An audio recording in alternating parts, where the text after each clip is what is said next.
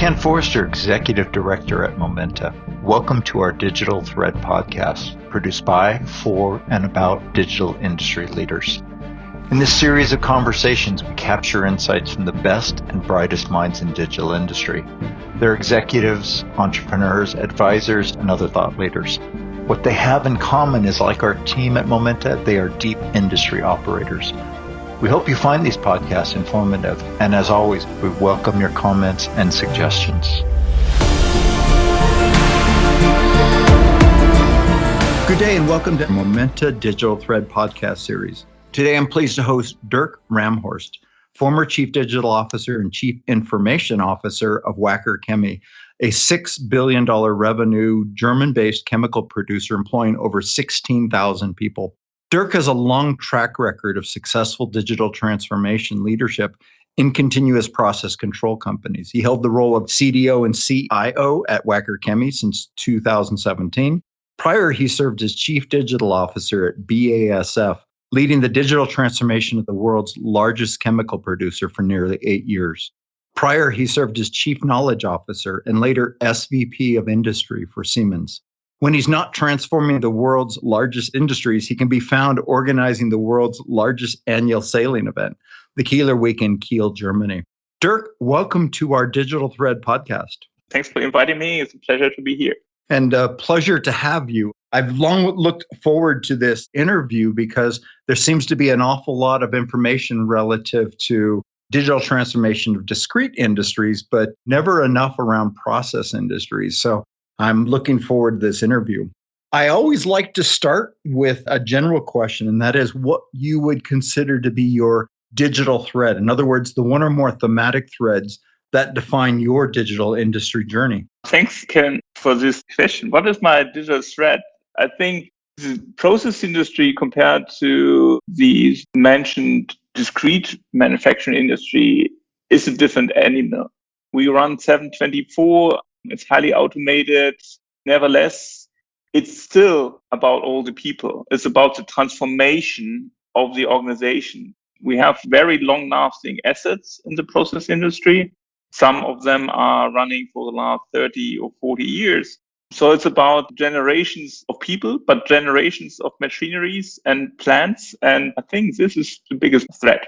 When I think of digital transformation of industries, as I mentioned, there's an awful lot around the discrete industry, if you will, discrete manufacturing. In fact, because, of course, you've done a lot of your work in Germany, much of the imagery of Industry 4.0, when you think about it, often reflects things like robots and automotive production lines.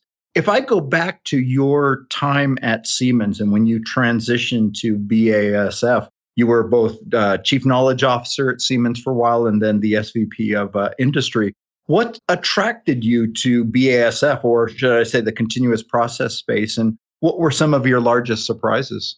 Actually, it was a customer relationship. So SVP in Industries was serving the German industry market as a service supplier, so to speak.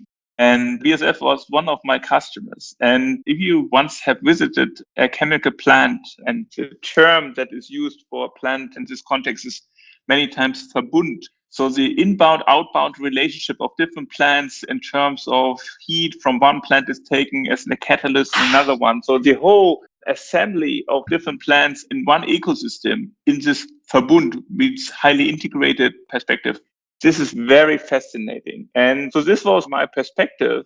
Of course, when I started, it was purely about the IT project business, first of all, and there are not too many differences between discrete and process industry.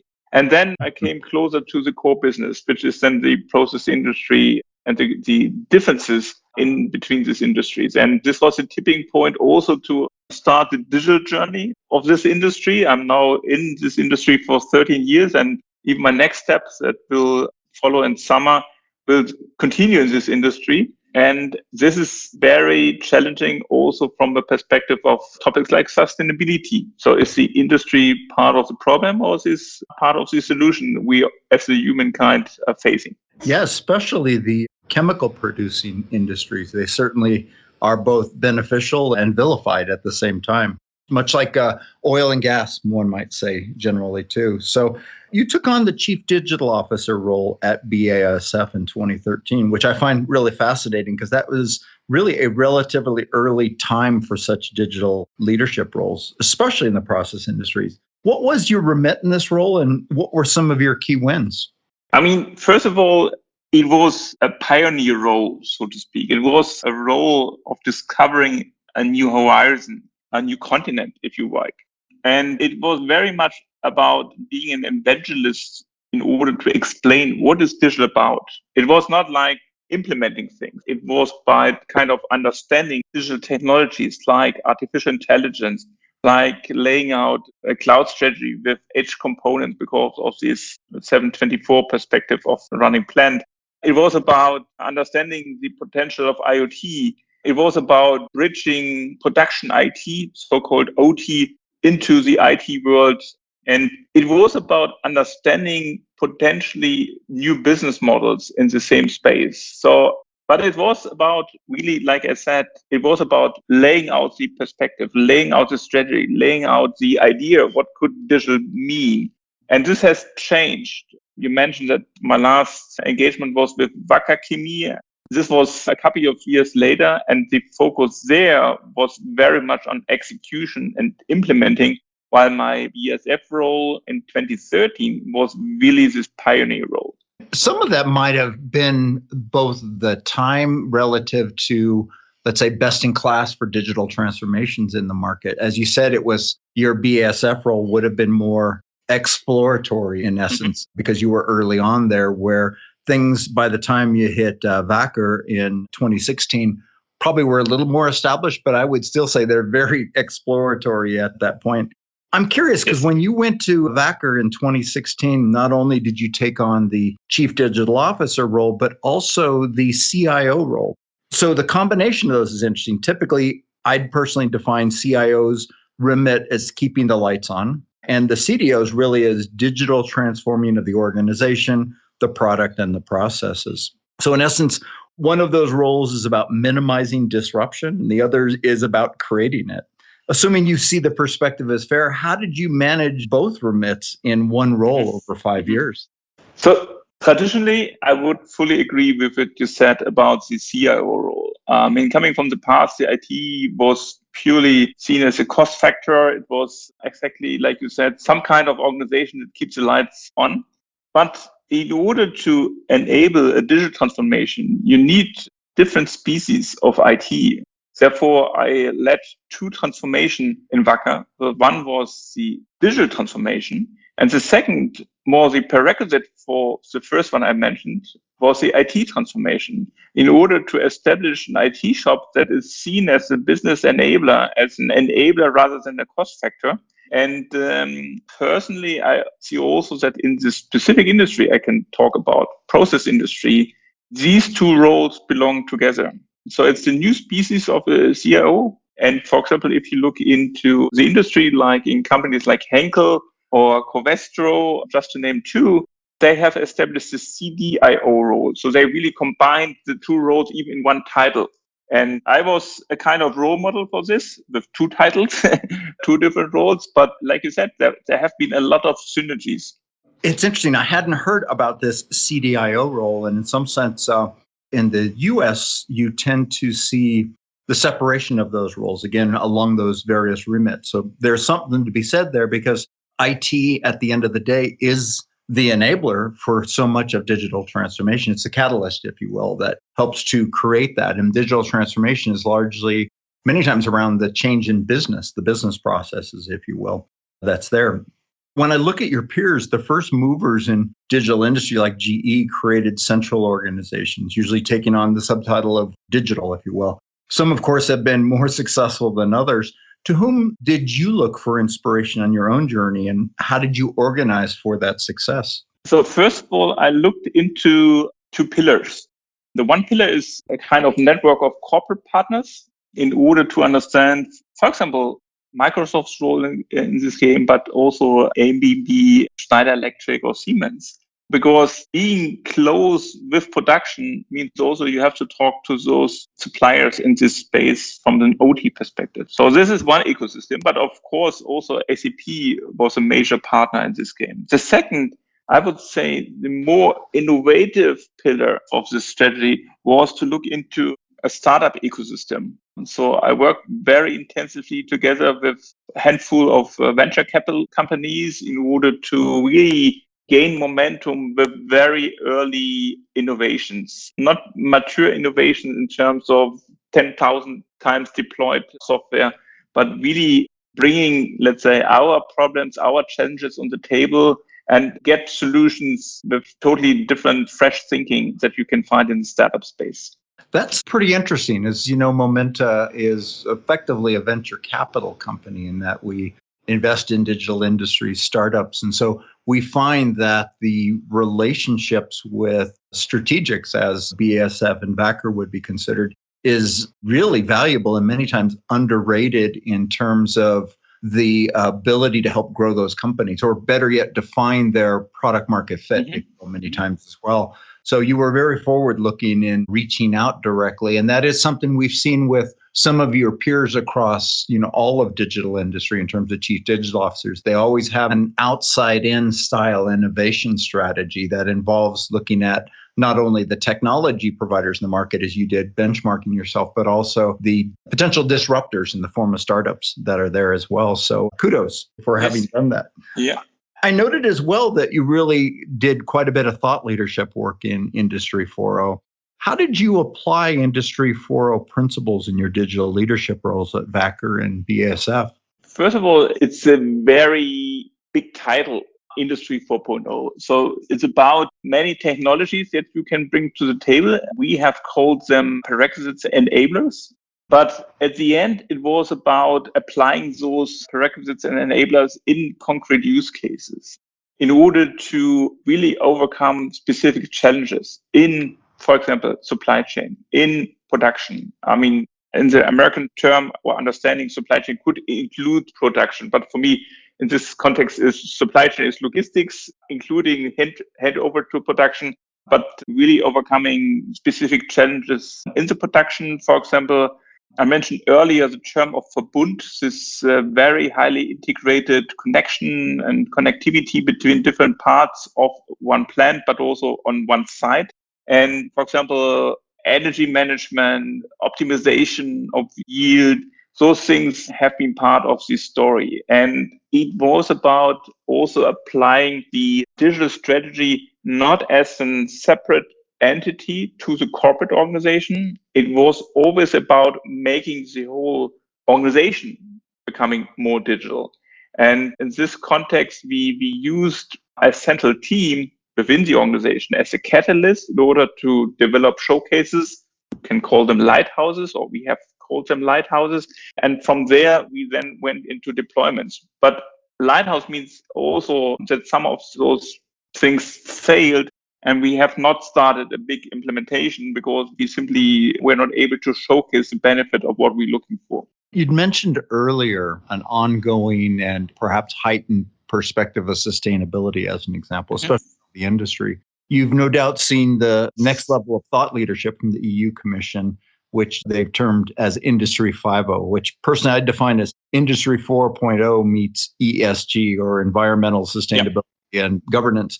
So in essence, putting productivity goals on par with what I would consider planet and people ones as well. How do you see this expanded vision of industry changing how you would digitally transform a company, especially a process industry? I think it's a game changer. It's a game changer of putting the right actions or the right activities in this right game. I mean, you have a gameplay in front of us, and you always have more opportunities than you have resources. But this perspective of combination of Industry 4.0 with the challenges that we as a society, as a humankind facing with ESG-related topics is something that is not only becoming, it is already a game changer. What I mean with this is it's about the war for talent. So it's about really finding the talents. It's about understanding how you can showcase a certain impact in terms of environmental things. and it's also about your role as an organization in the society. I mean, and here specifically with the challenges or the changes we all have faced after we're still in, but hopefully soon be after the pandemic years of COVID. It's a huge disruption of ways of working, for example, under the umbrella of new work, for example. And some of the people in society have been able to participate in this change. They have been able to work from home. But if you look into manufacturing, doesn't matter if discrete or process manufacturing, people still have to come in their shifts. They cannot work from home. They have to work in the chemical plant 7/24. We run 5 shifts a week in order to serve 7/24. And so it's about us in terms of the corporations to make sure that new work is not something that is splitting the society from those that can benefit in a different way of working rather than those that stick to the old part of the game. And I think here we all have a challenge ahead of us. Yeah, I like your perspective of seeing this as a game changer. So you mentioned earlier on that you're preparing for an even larger digital leadership role in the process industries. Given your extensive learnings in the prior companies and really this time you've taken to reflect on next steps, what do you envision as your 100-day plan going into this company? So first of all, it's understanding the business. So it will be my third chemical company, but compared to BASF and Wacker before, it will be a different type. So I will spend the first almost 2 months most likely only with the business to understand the business, and then develop in early summer my IT and digitalization responsibility coming from the business, which is very important in order also to develop, like I said before, also transform the IT also to a business partner compared to maybe what I can take over there. So this is definitely perspective. It's about building up the networks within the organization. I'm a very strong networker, and going into a new context means I have to build up a new network. I'm already working on this. And then, of course, when I really take over my role, it's really assessing what is going on. I mean, it's not a green field. It's not a digital green field. In IT, they have done many, many things, assessing those things, combining those things. And it's like becoming the chief conductor of a new orchestra.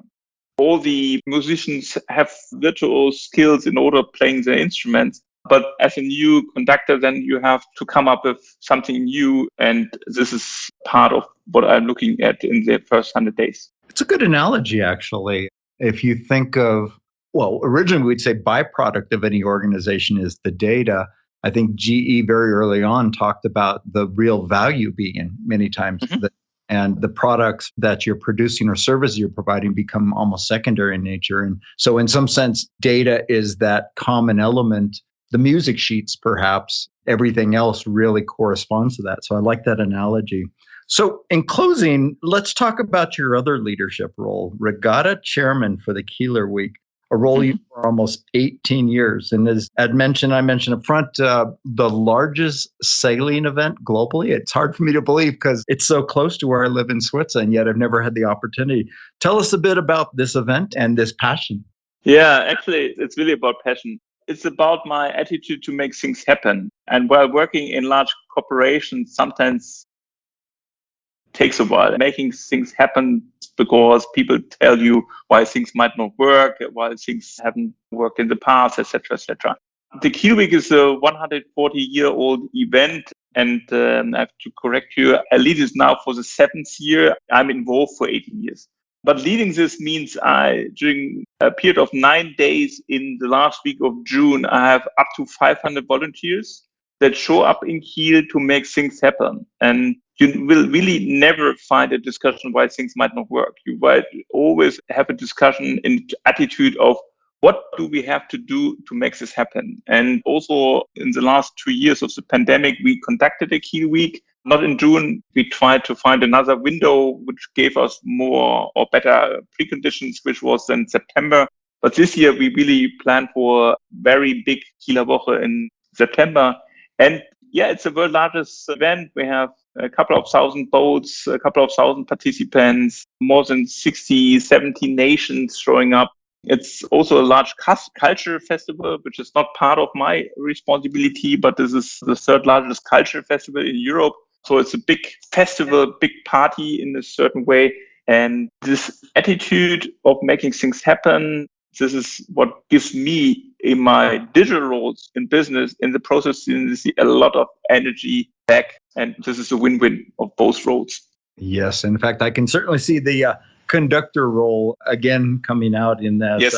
Lot of parallels. And that's interesting because so often, while we separate what we call work and life, especially more so I think in Europe and the US, and often the most interesting things we do transcend both of those things, right? And certainly playing conductor for a transformation of an industry or the world's largest sailing event sounds equally challenging and rewarding at the same time. So, well, Dirk, thank you for sharing this time and insights with us today. Thanks, Ken, for inviting me again, and see you in the last week of June in Kiel. Absolutely. And by then, hopefully, we will all get to understand this next big step that you're taking in your career. So congratulations on that. Thank you, for sure. So this has been Dirk Ramhorst, former Chief Digital Officer and Chief Information Officer of Wacker Chemie. Thank you for listening, and please join us next week for the next episode of our Digital Thread podcast. Thank you, and have a great day. You've been listening to the Momenta Digital Thread podcast series. We hope you've enjoyed the discussion, and as always, we welcome your comments and suggestions. Please check our website at momenta.one for archive versions of podcasts, as well as resources to help with your digital industry journey. Thank you for listening.